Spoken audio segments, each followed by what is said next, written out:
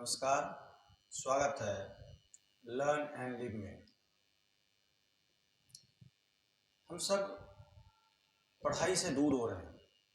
जब मैं कहूँ कि हमें पढ़ने की आदत नहीं रह गई है या पढ़ने की आदत कम होती जा रही है।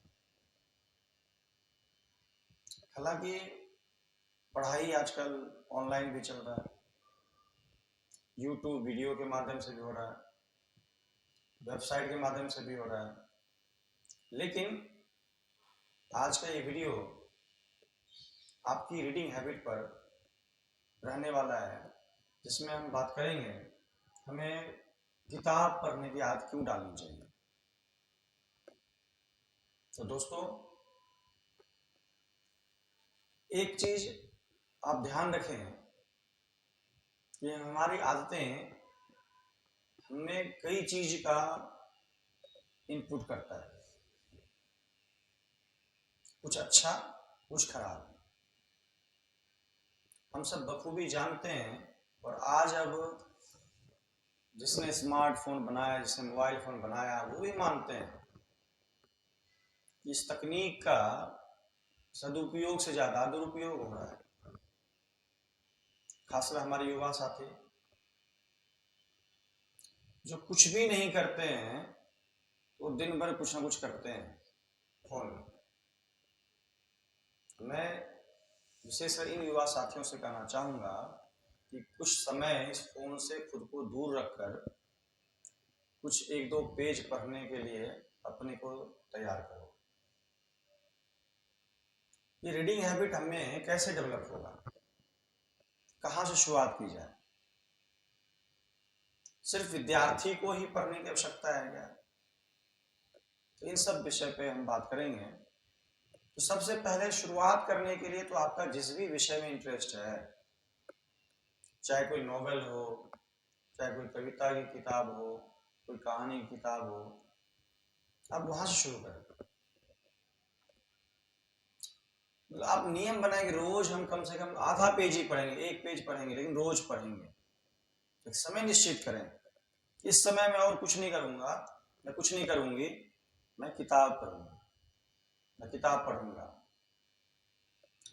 यदि आप विद्यार्थी हैं तो जरूरी कि आपके विषय से संबंधित ही किताब पढ़ें आप। यदि आपका इंटरेस्ट नहीं बन पा रहा है, आपसे परीक्षा के लिए तैयारी करने के लिए यूट्यूब से बस ऑनलाइन कोई मटेरियल या किसी दोस्त का नोट्स लेके थोड़ा बहुत आपने कर लिया, परीक्षा पास करना है, इसको अध्ययन नहीं करते हैं। अध्ययन करते हैं जब आप अपनी इच्छा से अपना जो मानसिक हमारी क्षमता उसका पूरा प्रयोग करते हुए और उस मानसिक संतुष्टि के स्तर तक जाएंगे। मेंटल फीड तो चाहिए ना कुछ। जैसे आजकल हम अरंगा खा रहे हैं, फिजिकल फीड है ना, फीड, पेट भरते हैं, कुछ भी खा लेते हैं। वैसे ही हम अपने मन को, अपनी बुद्धि को भी कुछ भी दिए जा रहे हैं। मैं कई बार आते जाते कई दोस्तों घर में, कई सगे संबंधियों घर में, ऐसे भी कुछ जानकारों से संपर्क करने में ऐसा कई बार देखता हूँ सामने टीवी भी चला हुआ है, हाथ में फोन लेके वैसे ऐसे कर रहे हैं। मतलब एक आदत सी बन गई हमारी, कहीं बैठे हैं हाथ में फोन, ऐसे ऐसे चल रही होंगी लगातार। एक ही फेसबुक, एक ही व्हाट्सएप, एक ही इंस्टाग्राम, पता नहीं एक दिन हम कितनी बार देखते हैं। पता नहीं किसके मैसेज का, किसके पोस्ट का इंतजार हमें रहता है। अच्छा, सबसे बड़ी बात, यदि ऐसा युवा या बड़े घर में करेंगे, जो भी छोटे हैं, बच्चे हैं, वो भी वैसा ही सीखेंगे, उनकी आदतें भी वैसी ही बनेंगी। तो हमारे छोटे, हमारे बच्चों में पढ़ने की आदत डले, इसके लिए हमें खुद भी अध्ययन करना चाहिए, हमें खुद भी किताबों के संपर्क में जाना चाहिए। बेड पर सोते टाइम फोन हम देखेंगे, आप गूगल को खंगालिए, अब कितने ही रिसर्च मिलेंगे जो ये कहता है कि आपके साइकोलॉजी को, आपके माइंड को, आपके मेंटल हेल्थ को ये निगेटिवली इफेक्ट करता है। फिर भी हम करते हैं। क्यों ना सोने से थोड़ी देर पहले, आधा घंटा 1 घंटा पहले ही हम कोई एक किताब उठाएं, फिर उस किताब के 1-2 पन्ना को पलटें, और पन्ना पलटते पलटते आपको इंटरेस्ट जगेगा और आप पढ़ना शुरू करेंगे। मैं तो कहूँगा जो स्टूडेंट है खासकर, आप अपना अभ्यास बढ़ाने के लिए आप रोज नोट करिए नोटबुक में तारीख आज की, और आपने आज कौन सी किताब की कितने पेज पढ़े।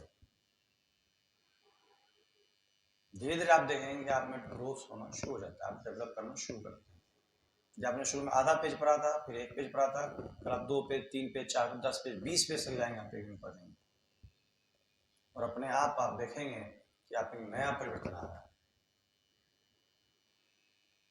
तो दोस्तों, नए परिवर्तन के लिए हम खुद को तैयार करें, अगली पीढ़ी सही आदत अपने अंदर विकसित करे, हम इसमें अपना सहयोग करें और खुद का भी शारीरिक और मानसिक विकास करें। तो प्रयास ऐसे होने चाहिए जिससे हमारा सकारात्मक विकास हो, क्योंकि फिजिकल फिटनेस भी हमारी आदतों पर निर्भर करता है।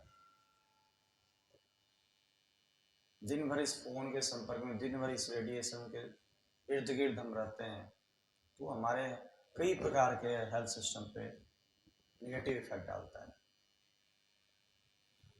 इवन जब मैंने अपना चैनल बनाना शुरू किया, वीडियो डालना शुरू किया, तो मैं सोचता था कि वीडियो लोग देखे, कितनी देर देखे,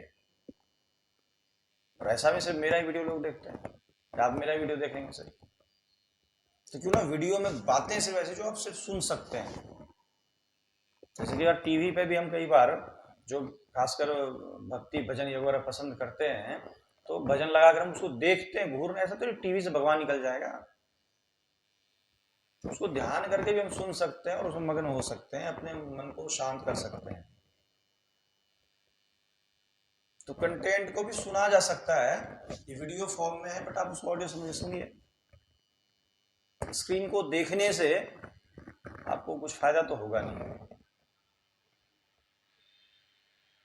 तो दोस्तों, इसलिए आप थोड़ा सा एनालिटिकल बने, क्रिटिकल बने, और अपने जीवन को आप स्वयं ही सुधारेंगे, आप स्वयं ही बिगाड़ेंगे। मानता हूं संगति से कुछ गुण आते हैं, संगति से कुछ दुर्गुण भी आते हैं, इन गुण दोष को आपको समझना पड़ेगा, बाइफरकेट करना पड़ेगा। तो अपने अंदर रीडिंग हैबिट डेवलप करिए, किताबों से दोस्ती बनाइए। और ऐसा कहा भी गया है, एक किताब जो है वो 100 मित्र के समान होता है, अच्छी किताब। ऐसा नहीं है सारे किताब अच्छे ही होते हैं, सारे साहित्य अच्छे ही होते हैं, सब में अच्छी ही बातें की हैं, ऐसी बात नहीं है। तो किताबों का चयन भी जरूरी है, क्या कहें, साहित्य का चयन बहुत जरूरी है। जिस विषय का विद्यार्थी हैं, विद्यार्थी जीवन में उस विषय को पढ़ने का इंटरेस्ट आप में जाएगा जब आप साहित्य को पढ़ेंगे। साहित्य कला हमारे जीवन का अहम हिस्सा है, हमारे अंदर कल्पनाशीलता लाती है, रचनात्मकता लाती है, क्रिएटिविटी, इमेजिनेशन पावर। और खासकर जो माँ बाप हैं जिनके घर में छोटे बच्चे हैं, अभी बेटा बेटी है जो स्कूल जाना भी शुरू किया है, स्कूल जाने लगे हैं, उनको तो जरूर ही किताब पढ़ना चाहिए, रोज नियम बनाया। और माए, प्लीज डोंट माइंड, और मुझे माफ कीजिएगा, लेकिन ये जिम्मेदारी माओ की ज्यादा बनती है, ये औरत मर्द की बात नहीं है, बच्चा दोनों का है, दोनों की जिम्मेदारी समान है। लेकिन जिसका प्रभाव जैसा पड़ता है, और हम सभी जानते हैं कि बच्चे पर माँ का प्रभाव बहुत ज्यादा पड़ता है, कम से कम शुरुआती दौर में। इसलिए आप सबसे मेरी विनती है, अपने को पॉजिटिव वे में आगे ले जाएं, अपने अंदर अध्ययन करने की आदत डालें, और रोज प्रयास करें। जब नियमित आप अध्ययन करेंगे तो अपने आप आपके लिए सहज हो जाएगा, फिर आप जिस भी स्टेज में हैं, जो भी चीज़ें पढ़ना चाहते हैं, आप उसको पढ़ पाएंगे और आगे लिख भी पाएंगे। जो पढ़े उसके बाद थोड़ा लिखें भी, तो पढ़ना लिखना साथ चलता है।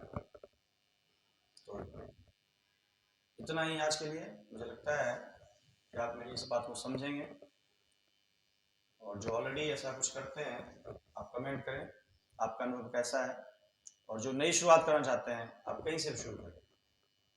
आप कोई उपन्यास उठाइए, कोई कविता की किताब उठाइए, कहानी की किताब उठाइए, जिस विषय में आपकी रुचि है उस विषय की किताब उठाइए और पढ़ना शुरू करें। तो बहुत बहुत धन्यवाद, बने रहिए लर्न एंड लिव के साथ। Please like, share and subscribe. Thank you so much.